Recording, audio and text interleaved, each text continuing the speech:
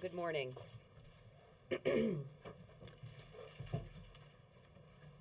I appreciate very much the President's words about Ambassador Holbrooke. It was a week ago this morning that he and I and members of our team were meeting about this review and the conclusions to be drawn. As many have observed, he was certainly a giant of diplomacy, but he understood how difficult the mission that he'd been given was, and he threw himself into it with every fiber of his larger-than-life being.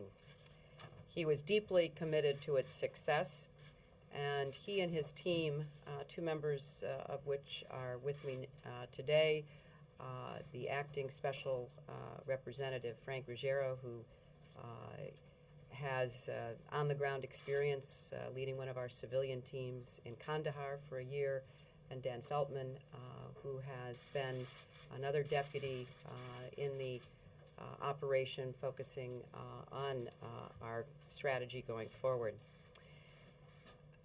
Both Ambassador Holbrooke and I approached this review keenly aware of where things stood 22 months ago.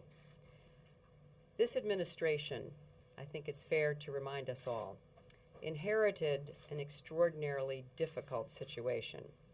There was no coherent strategy to unify America's efforts in the region.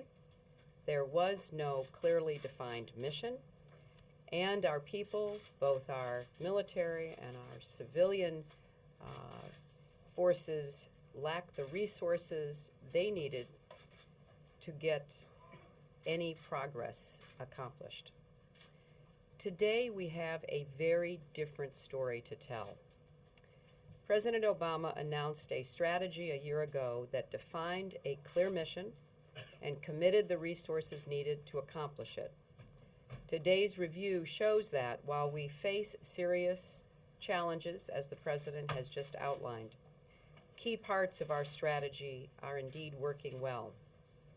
In Pakistan, we have moved beyond a purely transactional relationship dominated by military cooperation. We now have broad engagement on both the civilian and military sides. Through the strategic dialogue that we established last year, Pakistan and the United States have begun a long-term commitment to work together not just on security, but on energy, agriculture, education, health, and other areas that directly affect the daily lives of the Pakistani people. There have been, there will continue to be obstacles and setbacks, but our conclusion is that our partnership is slowly but steadily improving. We have greater cooperation and understanding, and that is yielding tangible results on the ground. In Afghanistan, our surge is not simply military. We have expanded our presence from 320 civilians less than 2 years ago to 1,100 today. Accomplishing our mission requires close cooperation between our civilians, our troops, and our international and Afghan partners. We have worked together to arrest the momentum of the Taliban. Civilians have been particularly instrumental in the progress we've seen in Helmand and Kandahar, and they will be critical in helping us consolidate the gains we've made in the last year as we move toward a transition to Afghan responsibility. Our strategy also recognizes that rebuilding Afghanistan is a global commitment. The ISAF coalition continues to grow. Today it stands at 49 countries. NATO and our partners, including the many OIC, the Organization of Islamic Countries, that have recently joined the International Contact Group, know that helping the Afghan people and standing up against violent extremism is essential for the region and the world. This alignment of our international effort was on full display at the NATO summit in Lisbon last month, where the coalition committed to a long-term partnership with Afghanistan while laying out a plan for the Afghan government to take responsibility for its own security. The transition will begin in 2011 and conclude in 2014. Now, of course, we are clear-eyed about the way ahead. The review emphasized stressed the need for a political process in Afghanistan, including reconciliation and expanded regional and international diplomacy. It needs to complement the continued military presence and to leverage the consensus that we reached in Lisbon. In Pakistan, it will be important to keep making progress in eliminating sanctuaries for extremists, and we must continue to close the gap between Kabul and Islamabad. Now, we know we won't accomplish the goals that the President has set forth today, tomorrow, or next month, but we are committed and believe we are progressing in our core goal of disrupting, dismantling, and defeating al-Qaeda in the region and becoming strong partners with both countries for the long term. We will not, in fact, we dare not repeat history. We will continue to support the people of Afghanistan and Pakistan as they work to build their future, one that is secure, prosperous, and free, and does not pose a threat to the people of the United States. Right. I'd also like to add my condolences to the Holbrook family. Richard was a tireless advocate for peace, a dedicated public servant, and an old friend. And we at the Department of Defense will miss him.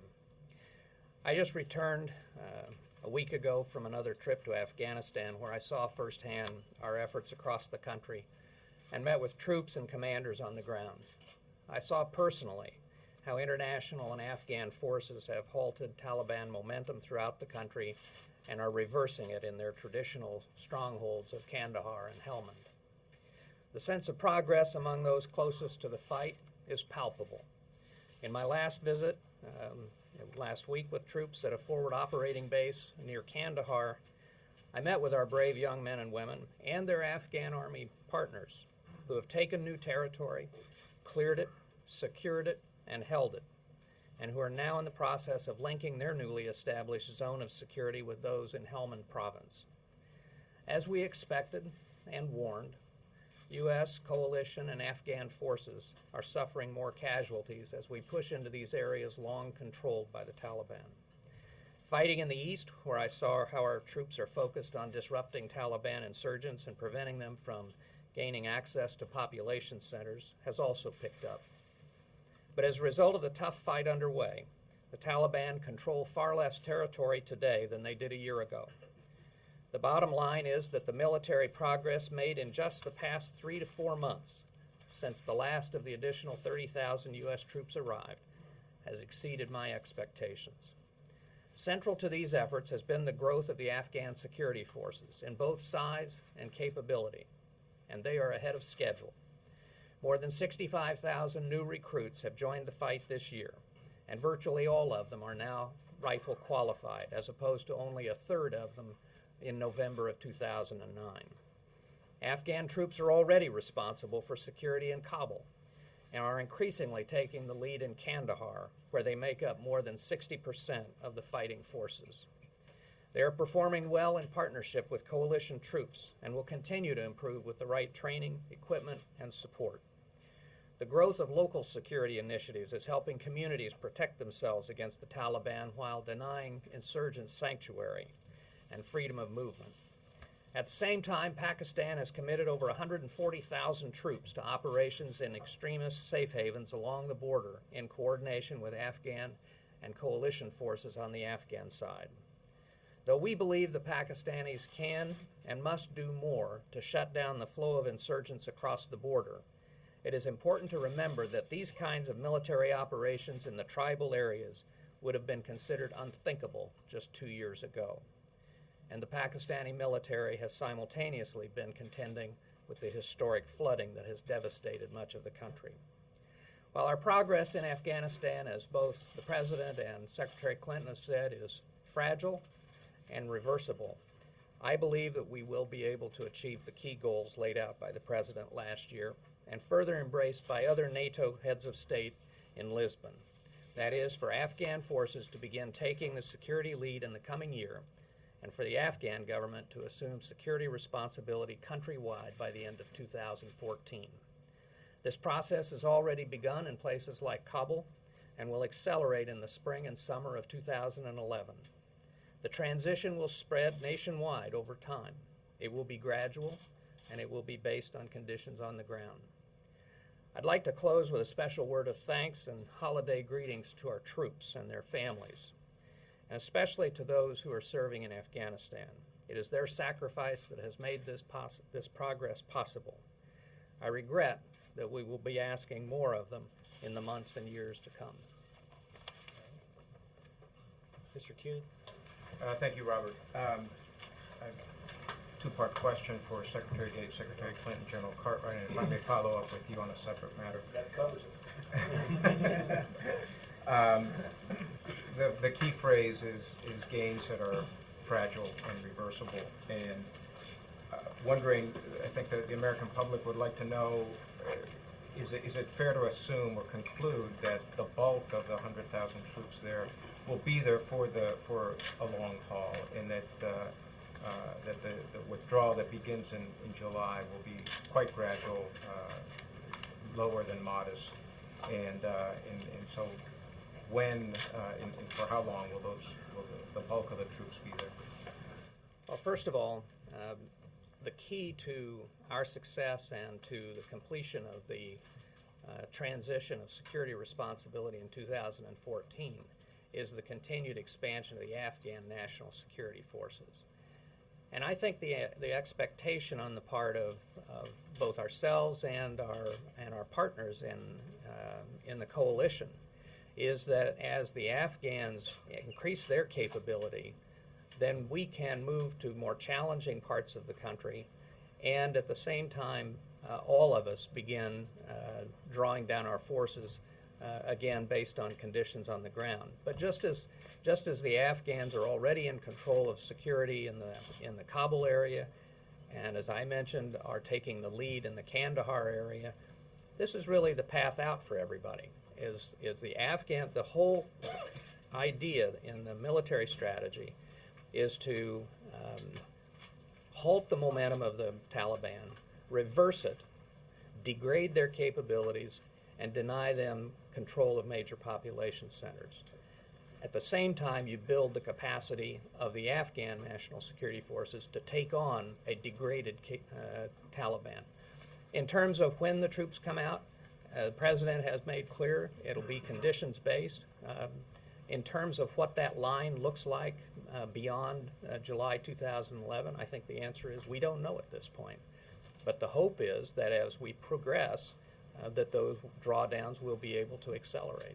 The conditions based right now indicate a commitment of well into 2013, well into what does it tell you based on one of the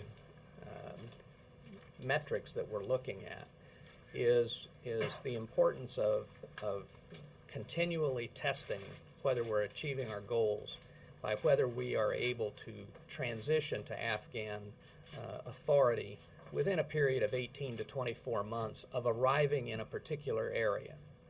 And for example, the campaign in Marja has taken longer and been more difficult than we anticipated. But the reality is we have made significant progress at this point. And if you look at Marja in terms of next summer, so 6 months from now, we think we're going to be in a pretty good place in Marja, and we'll be able. Our troops already have thinned out in Marja itself, and are moving to other areas beyond Marja. So this is going to be a process that goes on, and we'll be evaluating it on a continuing basis. Can you win this if militants continue to have free passage into Pakistan, find safe haven there? Can you crack down in a stronger way with the Pakistani government to crack down on the safe haven? Well, first of all, they don't have a free pass at this point. There are a lot of, as we say in our building, kinetic actions taking place along that border. In terms of people coming across. One of the areas of progress has been not only the 140,000 Pakistani troops working some of these safe havens in Swat and South Waziristan and elsewhere, but it is the fact that there is increasing cooperation on both sides of the border in coordinating their military operations. So the Pakistanis come in behind the insurgents from the Pakistani side, and coordinating with us and the Afghans, we're on the other side, and so they're the meat in the sandwich. And we expect to see more of that, and the cooperation is increasing between the Afghans and the Pakistanis. Everybody knows that failure to deal with the safe havens does present a real challenge.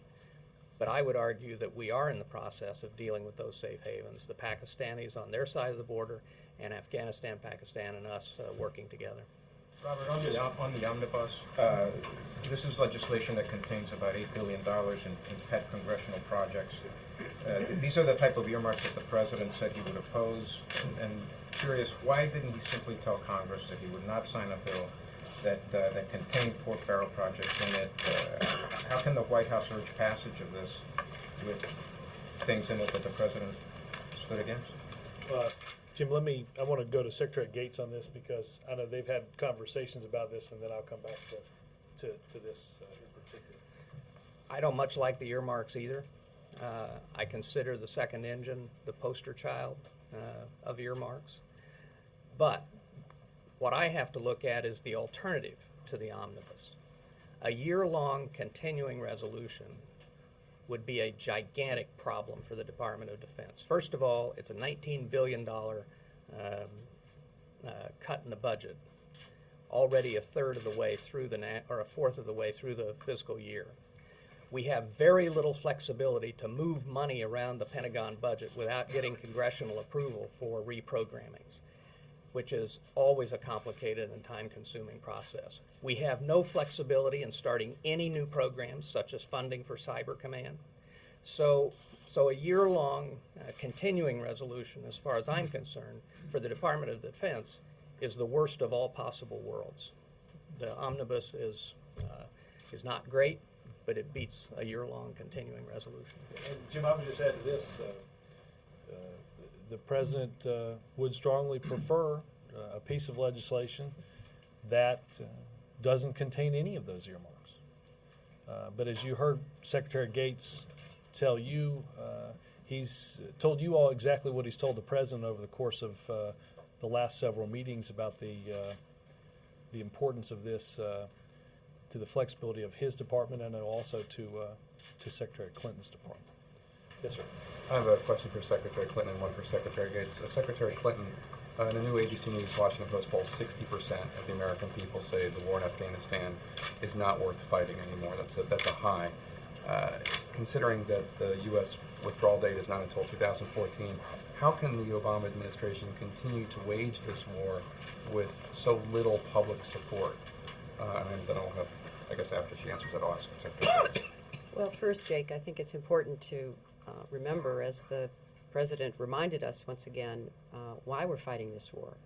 We all understand the stresses that this war causes, first and foremost, on the men and women of the military and our civilian forces who are there and their families, and we certainly understand the budgetary demands that are called for. But it is our assessment, backed up by 49 other nations that are also committing their troops, their civilians, their taxpayer dollars, that this is critical to our national security. Obviously, if we had concluded otherwise, we would have made different decisions. But having inherited what we did and having spent an intensive period of time in 2009 reviewing every possible approach and frankly listening to quite contrasting points of view about the way forward, the President and we agreed that this was a commitment that we had to not only continue, but we had to adopt a new strategy, we had to resource it more, and we had to pursue it. And the diagnostic review that we have just undertaken, that we've described to you, has concluded that we are making gains on that strategy. I'm well aware of the popular concern, and I understand it, but I don't think leaders, and certainly this president will not, make decisions that are matters of life and death and the future security of our nation based on polling. That would not be something that you will see him or any of us deciding. We're trying to do the very best we can with the leadership that we've all been entrusted with to avoid making the mistakes that were made in previous years, where we did not develop the kind of relationship and understanding and coordination with either Afghanistan or Pakistan that would enable us to have a better way of interacting with them and perhaps preventing some of what came to pass, and where, frankly, we walked away at some critical moments in the last 25, 30 years that created conditions that we had a hand in, unfortunately, contributing to. So I think it's understandable, and I'm very respectful of the feelings of the American people. But the question I would ask is, how do you feel about a continuing American commitment that is aimed at protecting you and your family now and into the future? Because that's the question that we've asked, and this is how we've answered it. Secretary Gates, I was wondering if you could comment on reports from our reporters in Afghanistan. First of all, that conditions in the west and the north of Afghanistan are actually worse now than they were a year ago, as the U.S. is focused on the south. And also the fact that even in Kandahar, which is cited in this report as a place where there has been some success, 2/3 of the municipal jobs there are unfilled because the local population is afraid to join the government. They're afraid of the repercussions, and that's an area that you're citing as a success. I was wondering if you could comment on that. First of all, let me just add to Secretary Clinton's response to you that I think if you look at polling in almost all of our 49 coalition partners' countries, public opinion is in doubt. Public opinion would be majority, in terms of majority, against their participation. I would just say that it's obviously the responsibility of leaders to pay attention to public opinion, but at the end of the day, their responsibility is to look out for the public interest and to look to the long term. What I would say is that one of the, first of all, the security gains, what I was talking about in my remarks really had to do with the security gains in terms of clearing the Taliban out of areas that they've controlled for years. And what we're seeing is as the security environment improves in places like Nawa and places like Marja and so on, more people are willing to sign up. But there's a lag time, and General Petraeus has briefed this in terms of the lag between greater violence, greater military success, and then the quality of governance and having people come in behind. This is something that we're focused on. Ambassador Eikenberry is focused on it. We are all focused on it, Secretary Clinton obviously, in terms of doing what we can to increase the number of Afghans who can come in behind our security forces to provide the circumstances for governance. There's no doubt that the Taliban has a very targeted assassination program against people who are working with the coalition and people who are associated with the Afghan government, even at local levels. But as we deny them safe havens within Afghanistan, their ability to carry out these kind of terrorist acts will be diminished. And that's why we talk in terms of 18 to 24 months. Okay. Are you worried about the perception that you're sugarcoating this with the review and the talk of progress? And also, if you could also talk about START a little bit and where you think the state of play is on that, would be great. I think we've been very conscientious all along in terms of trying to be realistic about the prospects. And I think that those of you who have listened to General Petraeus's briefings, those of you who have talked to us, I hope see that we've tried to be realistic in terms of identifying the challenges as well as the successes. The challenges clearly are governance issues, civilian capacity, the Pakistani safe havens, but what the main purpose of this review was for us to identify those areas where we think we have concerns, where we're not progressing as fast as we would like to be, so that we can focus on those in the months to come. The whole purpose of this review was not to relitigate the entire strategy, but rather to say, how's it going? And where is it going as well or better than we like, but where is it not? And then so we can focus our attention and our resources on addressing those shortcomings. I think if you start from the context that we inherited 2 years ago, you can understand why we think, on the one hand, we're making progress, and on the other hand, we have a long way to go. And I don't see that those two thoughts are in any way canceling each other out or leading to some kind of rosy outlook. I think we're very clear-eyed and realistic. You know, if you would, when we came into this administration, we had very little in the way of an understanding with Pakistan that the extremists who threatened us were allied with extremists who threatened them, and that in effect they were creating a syndicate of terrorism. And in fact, when we came into office, the Pakistanis had agreed to an ill-conceived peace agreement with the Pakistani Taliban that was consistently and persistently expanding their territorial reach. And we pointed out firmly that this was not a strategy that would work for them, and in fact, we had very strong objections to it because it would provide greater and greater territory for al-Qaeda and their allies to operate in. So what happened? The Pakistanis took an entirely different approach. They moved, 140,000 troops off the Indian border. They waged an ongoing conflict against their enemies, who happen also to be the allies of our enemies.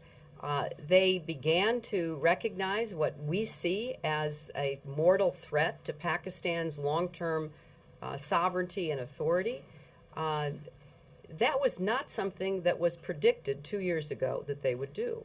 They've done it. They've also maintained a civilian government against great odds, and something that has provided more legitimacy to our interactions with them, and we have started what has turned out to be a quite effective, robust strategic dialogue with them, engaging the whole of their government with ours. We also have helped to broker better relations between Pakistan and Afghanistan, and played a major role in bringing about the signing of something called the Transit Trade Agreement, which they had been trying to agree to since 1963. So we have a long list of things that we believe are creating a better context in which we are waging this struggle against al-Qaeda and their extremist allies. But, you know, those kinds of things rarely get the sort of continuing attention that we pay to them, because we see them as building blocks, not just as one-off events. And there's much more. So in addition to Bob's point, I don't think you will find any rosy scenario people in the leadership of this administration, starting with the president. This has been a very, very hard-nosed review. On START, we were encouraged by the vote yesterday to proceed to START. We have good reason to believe that there is a growing willingness on the Republican side to look at the merits of this treaty, to understand what it means to not only American security, but the continuing effort to create the relationship with Russia that has brought us a lot of benefits in the last 2 years, including agreements for transiting Russia to resupply our troops. So I think that START is not only on its own, by its own merits, worthy of the Senate's ratification.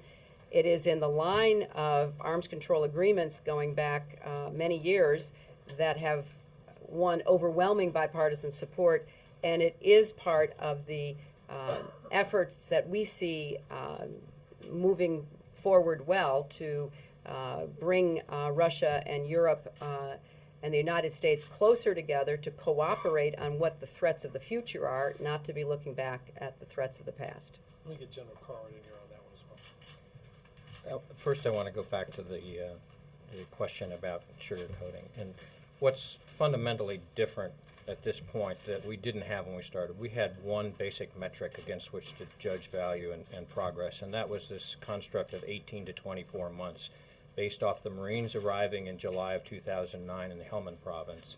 That takes you to July of 2011. Would that concept work? Would this idea of COIN be able to be applied? What Lisbon gives us is another set of metrics now that we can judge our progress as we go forward. So from July of 2011, the transition to Afghan control of security has to occur between then and 2014. And after 2014, the proof that we are an enduring partnership with the Afghanis. Those metrics added to what we had in 2011 give us signposts by which we can judge our progress, and I think that's an important context. The second on START, for me, all of the Joint Chiefs are very much behind this treaty because of the transparency, because of the reality that both the United States and Russia are going to have to recapitalize their nuclear arsenals, both of the delivery vehicles and the weapons. To have transparency, to understand the rules by which to put structure to that activity, we need START, and we need it badly. I think the last piece of that oftentimes gets overlooked when you're thinking about START is that this is a relationship between our countries, and in the context that Secretary Clinton just put forward, much more than just the nuclear is relying on this treaty. There is no prohibitions to our ability to move forward in missile defense, which gives us a much better deterrent when combined with the offensive side as we move to the future. A single mutual assured destruction approach to deterrence is just not relevant as we move into the 21st century. We need this treaty in order to move in that direction. Chuck? Now, two questions, one from Madam Secretary and one from Secretary Gates.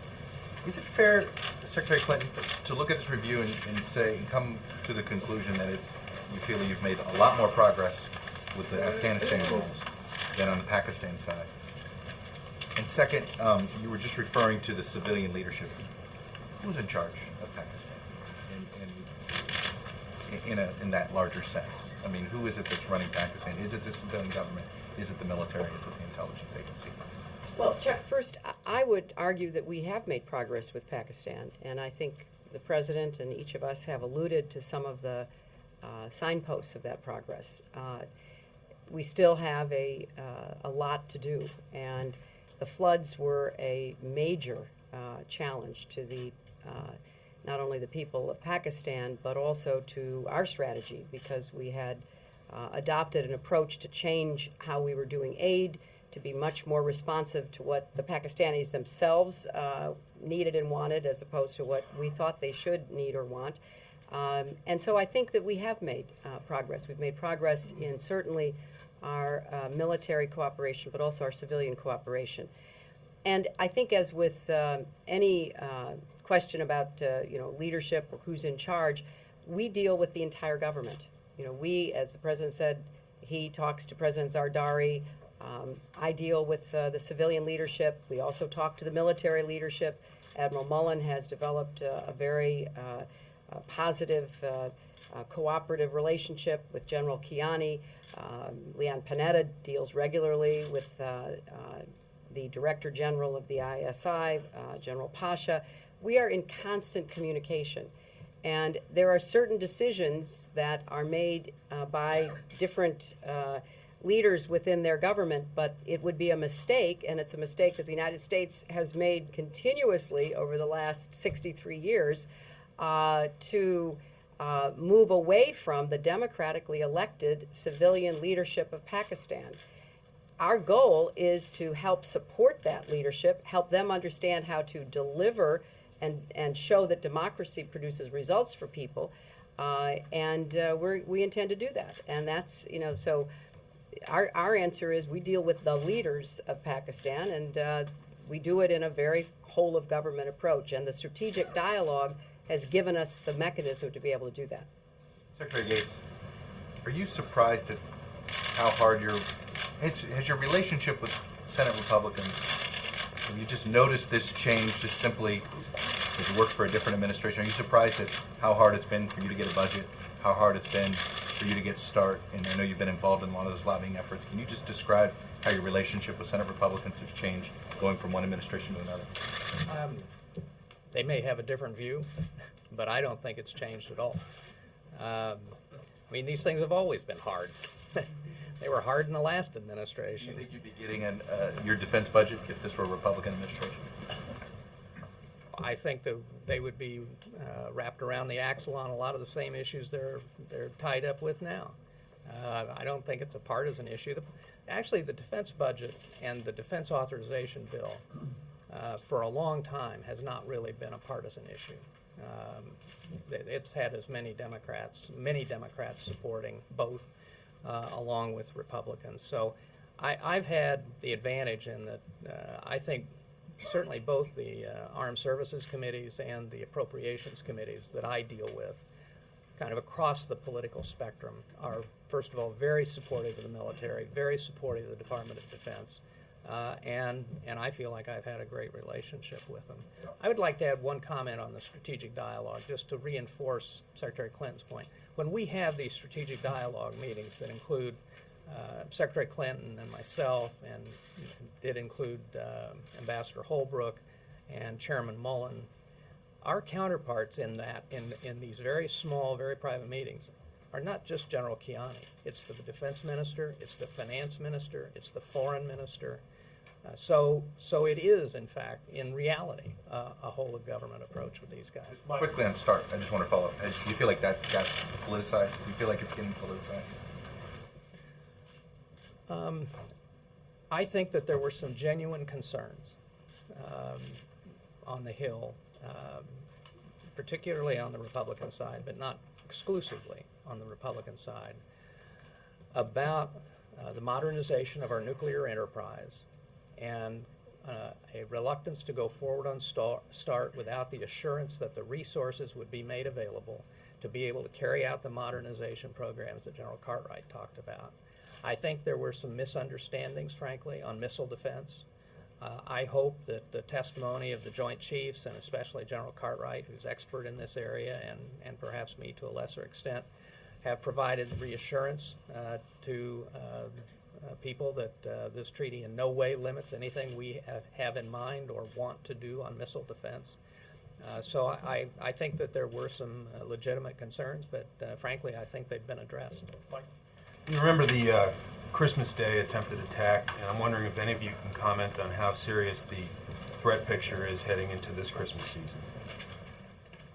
Who wants that one? I think that goes to you, Robert. Yeah, I will.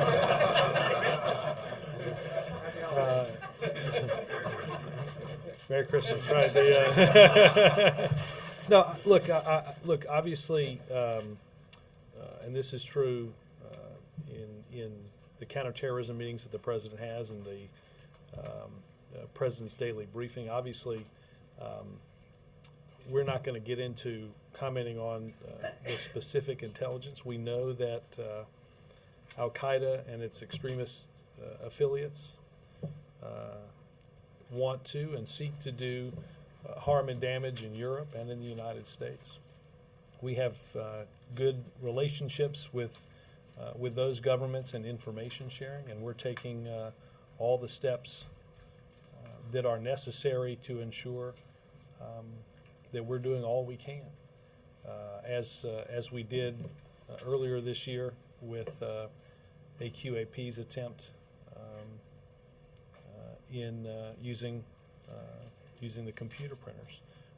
Obviously, we will continue to remain vigilant on this topic. Any reaction from any of you to Julian Assange being granted bail in England? Bill, I'm not going to let anybody let me take that. Bill. Understanding that you feel that you've not painted too optimistic a picture in this assessment, there are reports from on the ground from various sources, and apparently reports of intelligence agency reports recently, which paint a darker picture, a picture of corruption, incompetence, weakness or absence of government in Afghanistan, and your own comment in the report that a major challenge will be demonstrating that the Afghan government has the capacity to consolidate the gains which ISAF forces make. So what reason is there to believe that in the long run you can prevail in Afghanistan? Why does not the absence of troops whenever, whether it's 2014 or 2020, mean that things go back to pretty much the way they were? I think I think the key here is identifying our objectives carefully. What do we need to accomplish to achieve our goals? Our goal isn't, as the President said, our goal isn't to build a 21st century Afghanistan. Our goal is not a country that is free of corruption, which would be unique in the entire region.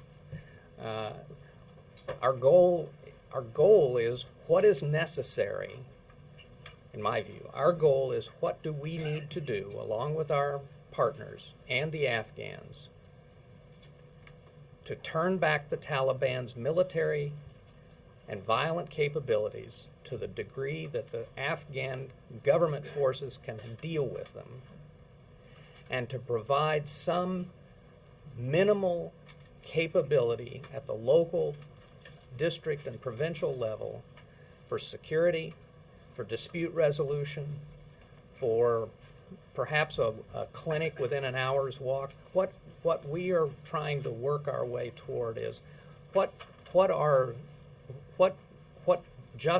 do we have to do to be able to turn over security responsibility to the Afghans, with us in the background and perhaps in a train and equip mission like we've increasingly taken on in Iraq. And I think one of the things that the administration has done, and frankly, one of the benefits of the protracted review a year ago and the review that we've just been through, is keeping us focused on not getting too ambitious, in not setting goals that we can't achieve, and trying to have a minimalist approach that focuses on Al-Qaeda and on the Taliban and on Afghan capabilities, both military and civilian. The civilian piece is a challenge. There's no question about it. But we've got 1,100 U.S. civilians. We have thousands of partner civilians in Afghanistan working to help provide that capital. And I would say it's important to have it not just in the central government in Kabul, but to have it at some minimal level also at the local, district, provincial level. And one of the virtues of the local police initiatives that we're seeing, the local security initiatives, is that they are empowered by the local tribal elders, or the shuras. And so they're taking leadership of this. And as far as I'm concerned, if that can provide security for that village or that area, we've accomplished our objective. You're confident that it can? Yes, I am. Scott? Thank you. It's possible to read the overview assessment that we all received and draw a conclusion that the clearest statements of success on the President's primary goal of defeating Al-Qaeda came in counterterrorism operations. I'm thinking of the second paragraph of the assessment says, most important, Al-Qaeda's senior leadership in Pakistan is weaker and under more sustained pressure than at any point since it fled Afghanistan in 2001. That same paragraph ends with the fact that U.S. troops are arresting Taliban momentum, but quickly adds that those gains are fragile and possibly reversible. My question is, and I know Secretary Gates said this wasn't a time to relitigate the debate of last year, but if the goals are being achieved, those main goals with counterterrorism operations, that don't involve the troop surge, don't involve the heavy footprint of the counterinsurgency strategy, will that dictate the direction after July 2011, the pace of withdrawal and the strategy ahead? Well, first, I'll start, and then Secretary Gates and General Cartwright can come in. This is by necessity an overview. Certainly, from our perspective, what you call counterterrorism successes are part of the overall effort and cannot be separated out. That was one of the very vigorous discussions that we had in the review of '09. And I think General Cartwright and Secretary Gates can add to this, but it's hard to separate out what is necessary on the ground in order to support counterterrorism efforts and to say that you can do one without the other. So I would caution that conclusion because I think it's much more complex than just the shorthand overview. I think also that you have to look at that integrated strategy. It is a balance, and that balance is something that the commander on the ground is constantly adjusting. And we have seen increases in our focus on counterterrorism at times when maneuver forces or forces that came from sanctuary came in, whether they be Taliban or Al-Qaeda, to be able to get at them, to stop them, to thwart them, to reduce their ability to plan. And it's not just in Afghanistan, it has to be in Pakistan and Afghanistan. We have the advantage in Afghanistan of having boots on the ground so that we can actually defeat rather than just disrupt. We have to get that kind of capability as we look towards Pakistan. That has to be done in partnership with Pakistan. It doesn't mean you have to have American boots on the ground, but you need both. So on the counterterrorism side, the COIN side of the equation brings the structure to it, brings the enduring piece to it. This is the piece that we talked about that was fragile. Will we be able to endure? Will the COIN capability actually provide the sufficiency to endure as we go forward? That's the question that we're trying to answer. I'd like to ask about the issue of Pakistan and the Pakistani safe havens. The Pakistani government has made some moves in places like Waziristan and Swat, but usually only after their own government has been directly threatened. There's still, you still have Al-Qaeda and Taliban senior leadership protected in Quetta and in Karachi and in other parts of Pakistan. What specifically do you plan to do to push the Pakistani government? And if they don't go ahead with cracking down on this, what can the U.S. do, given that you say these gains that we have will remain fragile, reversible unless we solve the issue of the safe havens? Well, first of all, I would say that the Pakistanis have indicated their willingness to move into other areas in addition to South Waziristan and Swat. But as I mentioned in my opening remarks, and as Secretary Clinton referred to, it's hard to overstate the impact of the flooding in Pakistan and the role of and the degree to which the military assets were drawn off the border to be able to deal with the flooding. They also have to have an enduring presence in the places that they've cleared. And so to make sure that the enemies they cleared out don't come back as well. So I think that, like in many of the things that we've dealt with Pakistan, things will move in the right direction. It'll probably take longer than we would like, but they have made clear their intentions. I would say, though, that this underscores the importance of the broader strategic dialogue between ourselves and the Pakistanis. I think that they are coming to have a better understanding of the threat that is posed to them by this syndicate of terrorists that's not just the Pakistani Taliban that's a problem for them. And I think that the degree of cooperation and bilateral cooperation on both sides of the border is a manifestation. This is something we've wanted to do for a long time. We're now doing it. We've wanted the Pakistanis to be on that border for a long time. 18 months ago, I would have thought the idea of 140,000 troops on that border was an impossibility. So I believe that the relationship that we have with them and the more confident that they are that we have a long-term relationship in mind with Pakistan, then I think the more willing they're going to be to take actions that serve both our interests. May I just follow that? Jill, and then I'll let these guys go back to work. Secretary Clinton, maybe this would be best for you. The President mentioned reconciliation. To what extent is that still a priority? Degrading the leadership, what effect has that had on prospects for reconciliation? And then also, remembering Ambassador Holbrooke, who said there is no Slobodan Milosevic. There's nobody really out there in that conventional sense to talk to. So where does this stand? Well, Jill, as Ambassador Holbrooke also said many times, there's no military solution, which of course we recognize, which is why we have an integrated civilian-military approach. And among the areas in which we are engaged is working with the Afghan government on reconciliation and reintegration. This is, from our perspective, necessarily an Afghan-led process. It also is one in which the regional partners have interests and to some extent stakes. So we have dramatically increased our regional diplomacy. We are working closely with a number of parties to explore what is and isn't possible on the reconciliation front. But at the end of the day, it has to be Afghan-led.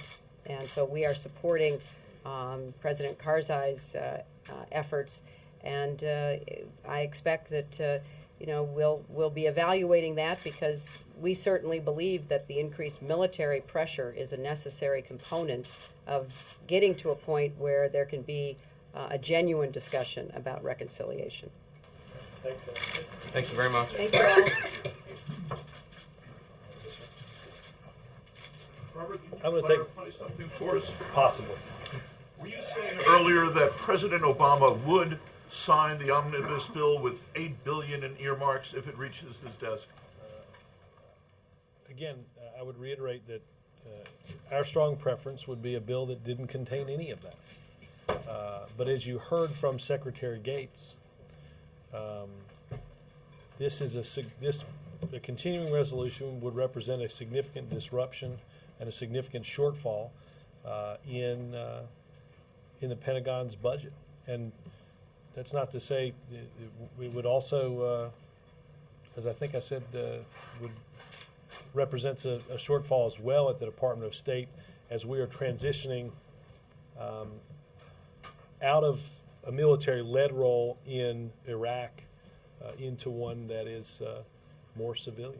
He will sign it. He will sign it. But how is that, yeah, first of all, will he sign it, and how is that never Again, I would wait to see what the final bill looked like, but again, our preference would be none, but at the same time, and as I think the Vice President has said, we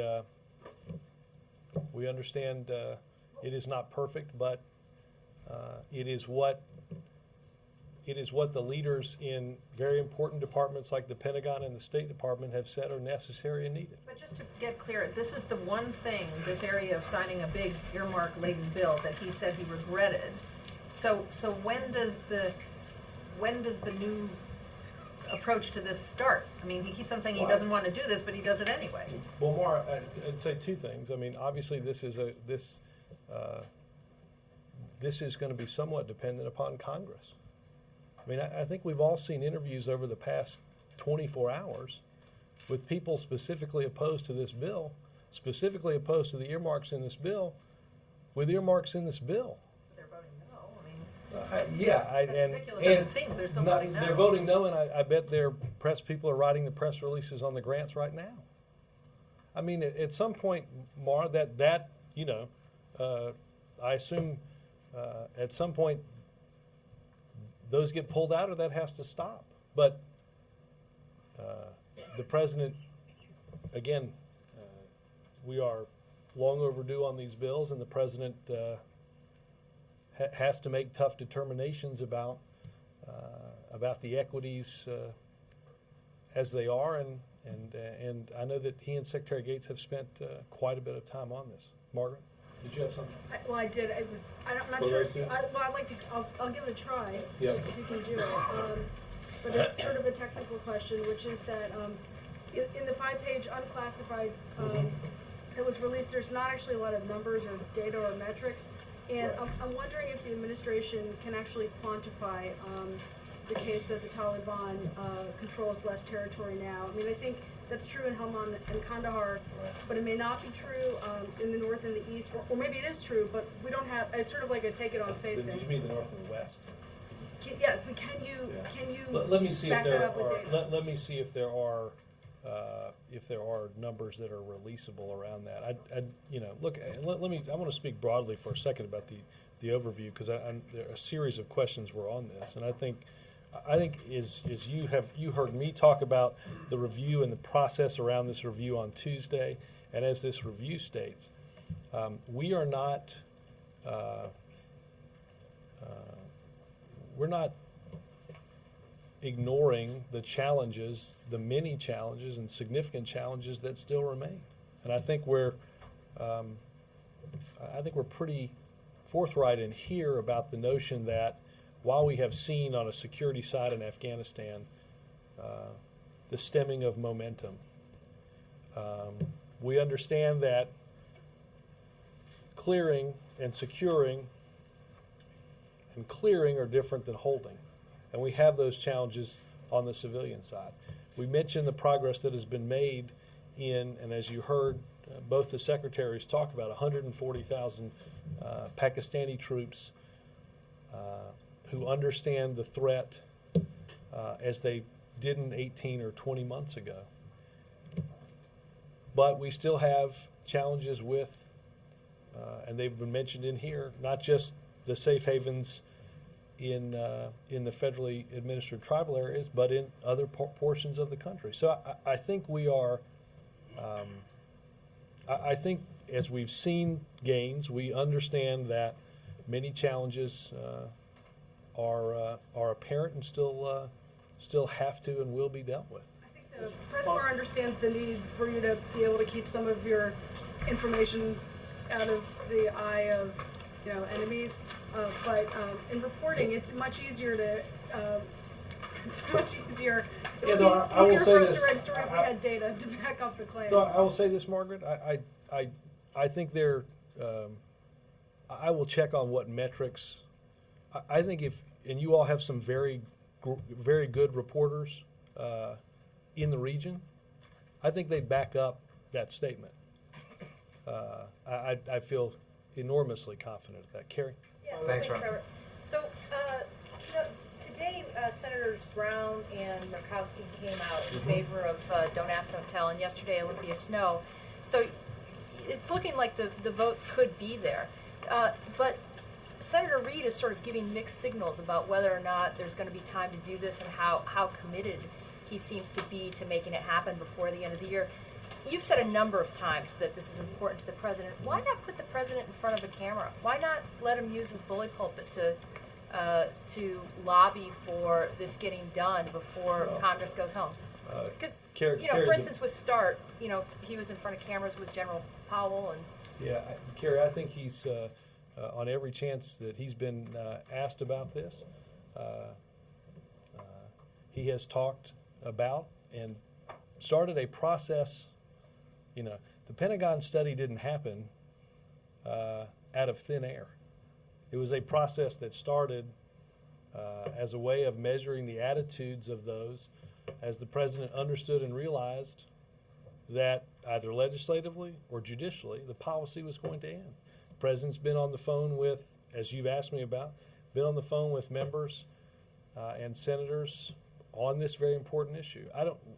Let's be clear. We would not be at this point if it wasn't for the president's leadership in bringing this issue to the forefront. You mentioned, I believe we have the votes. You will also notice, and you brought START up, yesterday there was going to be, there was Senator Mint had an effort to read a treaty and its attachments that had been available to the public for 8 months. There's time to do this if there are those on the other side of the aisle that wish to get this done. And it is clear that whether it's Senator Brown or Senator Murkowski or Senator Snowe or others, there's an effort to get this done if we have time to do it. Sam? Is the president communicating with Senator Reid on that? I mean, They talk regularly. Sam? Thanks, Robert. Largely absent from the discussion today and the review is the question of President Karzai and whether he can or will be the partner the president needs him to be for the strategies to succeed. Was that included in the president's review? What conclusions were drawn? Well, Sam, I don't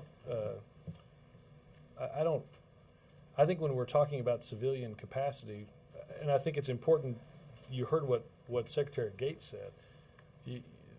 There's governance at a national, and then there's governance at a subnational, provincial, district, and local level, all of which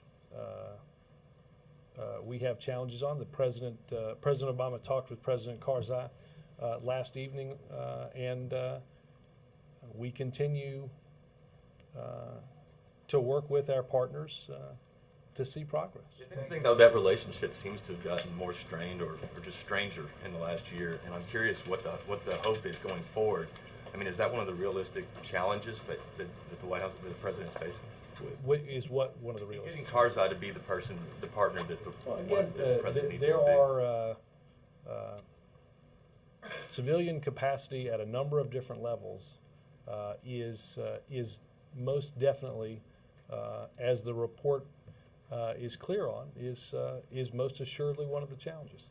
David, and I think Roger and I will. Robert, in the discussion we just had on the AFPAC review, there were two central goals that were laid out by the president when he started the first review. The first we've discussed extensively today, which was degrade and ultimately defeat al-Qaeda. The second goal the president laid out was to ensure the security of Pakistani nuclear weapons. It wasn't mentioned in the material that was released earlier. It wasn't mentioned in the course of today's discussion. And yet we know from some tables we've read in recent times that there was at least concern within the embassy in Islamabad after the president said at a press conference that he was not particularly concerned about the security. So can you tell us, was this reviewed as part of this year-long review, and did you come to any different conclusions than you'd come to a year ago? David, our full relationship with Pakistan was part of this National Security Staff 2-month lead review, and for a lot of intelligence reasons, I'm not going to get into to its conclusions. Rodney? Yeah, I just had a sort of a clarifying question. The president said he wanted to visit Pakistan next year. Are there certain things that need to happen before that trip comes off, and roughly when might it be? Summer, fall? I don't have scheduling information. I know that President Obama spoke with President Zardari several weeks ago about this, and I believe it likely came up on their call in the last 24 hours. And it is an important, as I said earlier, a very important relationship that we have, and he looks forward to it. Thank you. Thanks, Robert. Thanks.